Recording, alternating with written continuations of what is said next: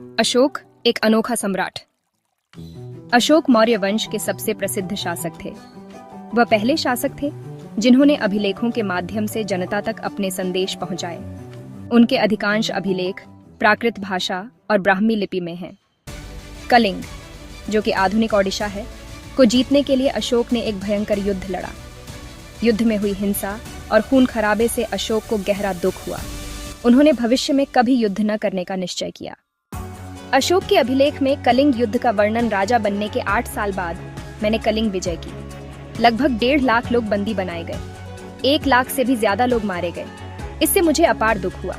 जब किसी स्वतंत्र देश को जीता जाता है तो लाखों लोग मारे जाते हैं और बहुत सारे बंदी बनाए जाते हैं। इसमें ब्राह्मण और श्रमण भी मारे जाते हैं। जो लोग अपने सगे संबंधियों और मित्रों को बहुत प्यार करते हैं तथा दासों और मृतकों के प्रति दयावान होते हैं, वे भी युद्ध में या तो मारे जाते हैं या अपने प्रियजनों को खो देते हैं।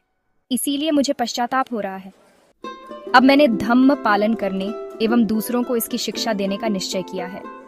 मैं मानता हूँ कि धम्म के माध्यम से लोगों का दिल जीतना बलपूर्वक विजय पाने से ज्यादा अच्छा है। मैं यह अभिलेख भविष्य के लिए एक संदेश के रूप में इसलिए उत्कीर्ण कर रहा हूँ कि मेरे बाद मेरे बेटे और पोते भी युद्ध न करें। इसके बदले उन्हें यह सोचना चाहिए कि धम्म को कैसे बढ़ाया जाए। उन्होंने धम्म के विचारों को प्रसारित करने के लिए सीरिया, मिस्र, ग्रीस में दूत भेजे, जिनमें उनके पुत्र महेंद्र और पुत्री संघमित्रा भी शामिल थे, जिन्हें उन्होंने श्रीलंका भेजा था। उन्होंने सड़कें बनवाईं, कुएं खुदवाए, विश्राम गृह बनवाए और मनुष्यों व जानवरों के लिए चिकित्सा की व्यवस्था की। विभिन्न अवसरों पर किए जाने वाले कर्मकांडों के बजाय उन्होंने दासों और नौकरों के साथ अच्छा व्यवहार करने, बड़ों का आदर करने, सभी जीवों पर दया करने और ब्राह्मणों तथा श्रमणों को दान देने का संदेश दिया।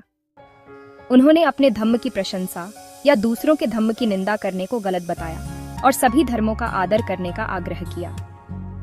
आधुनिक भारत की अधिकांश लिपियां ब्राह्मी लिपि से उत्पन्न हुई हैं।